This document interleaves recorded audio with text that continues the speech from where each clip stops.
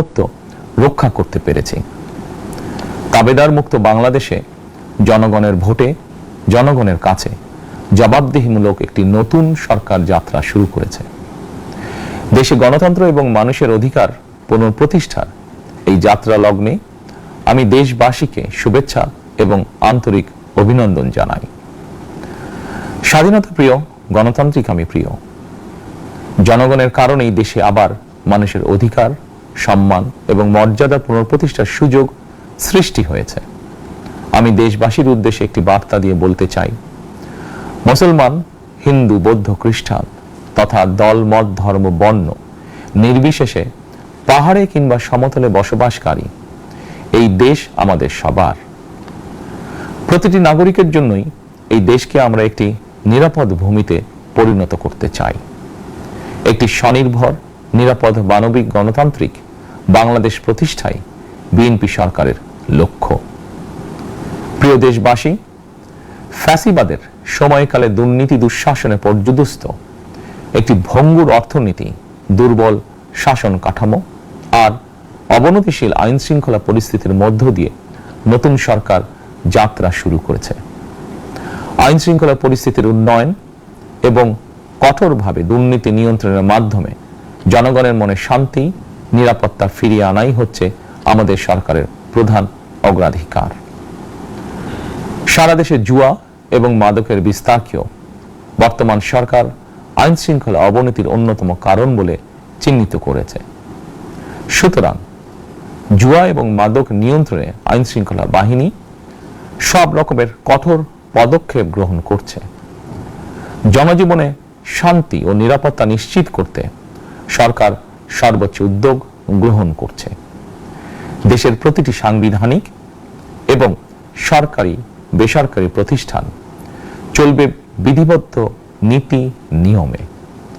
দলীয় কিংবা রাজনৈতিক প্রভাব, প্রতিপত্তি অথবা জোর জবরদস্তি নয়। আইনের শাসনই হবে রাষ্ট্র পরিচালনার শেষ কথা।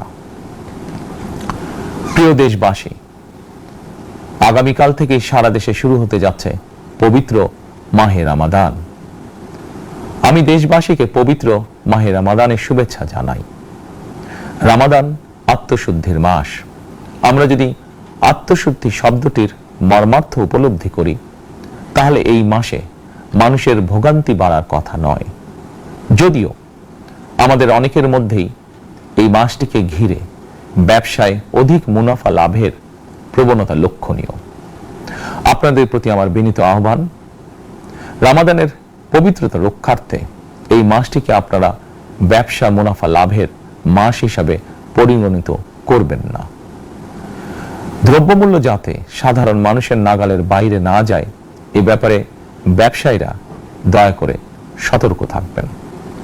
হাজারো প্রাণের বিনিময় একটি মাফিয়া সিন্ডিকেটের পতন ঘটিয়ে রাষ্ট্র এবং সরকারের জনগণের অধিকার প্রতিষ্ঠার অঙ্গীকার নিয়েই আমরা রাষ্ট্র পরিচালনার দায়িত্ব গ্রহণ করেছি। বিএনপি সরকার সকল ক্ষেত্রে অনাচার অনিয়মের সকল সিন্ডিকেট ভেঙে দিতে বদ্ধপরিকর ইনশাআল্লাহ। ক্ষুদ্র, মাঝারি কিংবা ছোট বড় সকল ব্যবসায়ীদের প্রতি বর্তমান সরকারের দৃষ্টিভঙ্গি সহজ এবং স্পষ্ট। বর্তমান সরকার ব্যবসায়ী এবং ক্রেতা সাধারণ উভয় স্বার্থ রক্ষা করে প্রয়োজনীয় পদক্ষেপ গ্রহণ করতে চায়। সুতরাং সরকারের পক্ষ থেকে কি ধরনের উদ্যোগ গ্রহণ করলে বাজার পরিস্থিতি নিয়ন্ত্রণে থাকবে কিংবা ক্রেতা বিক্রেতা উভয়েরই স্বার্থ রক্ষা হবে, এ ব্যাপারে আপনাদের যে কোনো ধরনের পরামর্শ কিংবা অভিযোগ শুনতে সরকার প্রস্তুত। ক্রেতা বিক্রেতা গ্রহীতা এই সরকার সকলেরই সরকার। এই সরকার আপনাদেরই সরকার। আপনারাই ভোটের মাধ্যমে এই সরকারকে রাষ্ট্র পরিচালনার দায়িত্ব দিয়েছেন। আপনারাই এই সরকারের শক্তি। প্রিয় দেশবাসী, পবিত্র রমাদান মাসে রোজাদারগণ বিশেষ করে ইফতার, তারাবি, সেহরি এই সময়গুলোতে নিরবিচ্ছিন্নভাবে গ্যাস, পানি ও বিদ্যুৎ সরবরাহ পেতে চান। এই বিষয়টি নিশ্চিত করতে এরই মধ্যে আমি সংশ্লিষ্ট কর্তৃপক্ষকে নির্দেশনা দিয়েছি।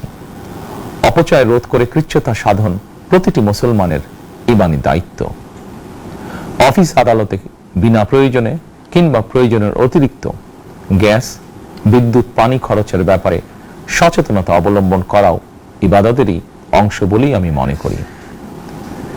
দেশের সকল সরকারি বেসরকারি কর্মকর্তা কর্মচারী এবং জনসাধারণের প্রতি কৃচ্ছ্রতা সাধনের আহ্বান জানানোর আগে আমি সরকারের মন্ত্রী এবং বিএনপি সংসদ সদস্যদেরকে দিয়েই একটি দৃষ্টান্ত স্থাপন করতে চেয়েছি।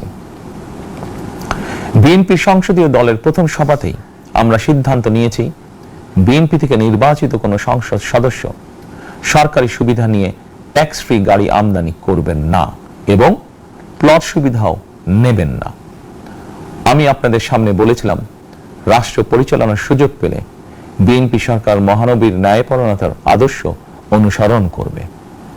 আমি মনে করি বিএনপির সংসদীয় দলের এই সিদ্ধান্ত ন্যায়পরায়ণতার আদর্শেরই একটি অন্যতম প্রতিফলন।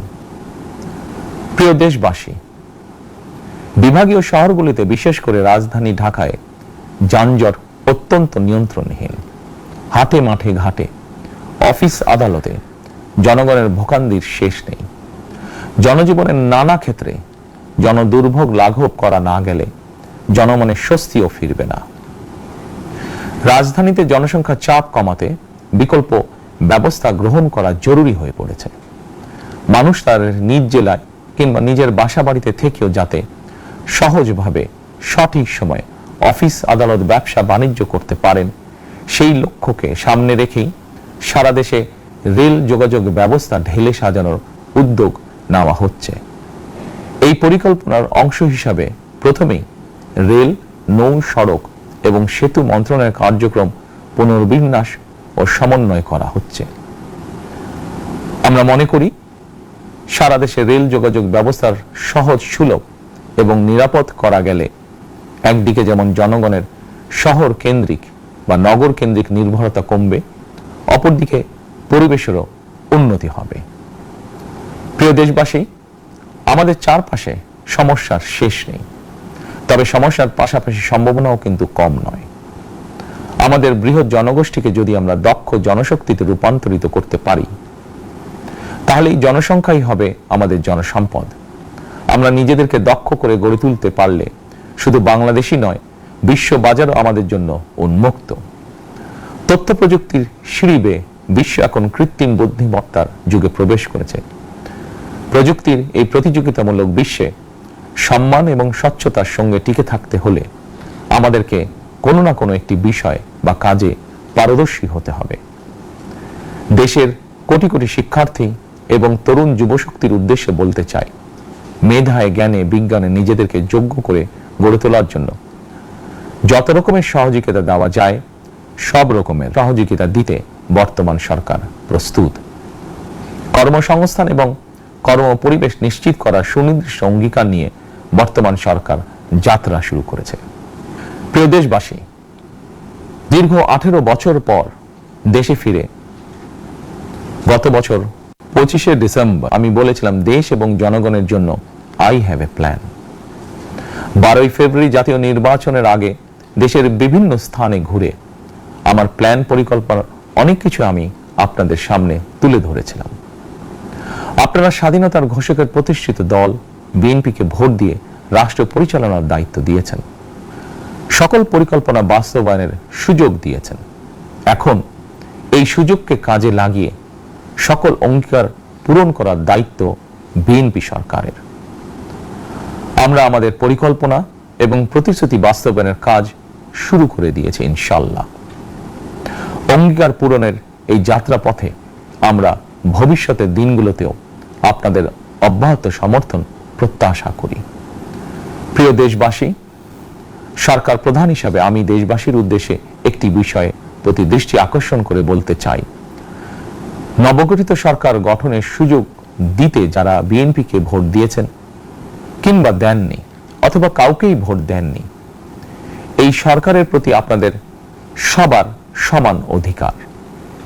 বিএনপি সরকার বিশ্বাস করে দল, মত, ধর্ম, দর্শন যার যার, রাষ্ট্র সবার। এই দেশে, এই রাষ্ট্রে একজন বাংলাদেশী হিসাবে আপনার, আমাদের প্রতিটি বাংলাদেশী নাগরিকের অধিকার সমান। প্রিয় দেশবাসী, আল্লাহ আমাদের সবাইকে নিরাপদ এবং সুস্থ রাখুন। আল্লাহ আমাদের সকলকে ইতিবাচক পরিকল্পনাগুলো বাস্তবায়নের তৌফিক দিন। পবিত্র রমাদান মাস শুরুর শুভ লগ্নে আল্লাহর দরবারে এই নিবেদন রেখে আমার বক্তব্য শেষ করছি। আল্লাহ হাফেজ। বাংলাদেশ জিন্দাবাদ।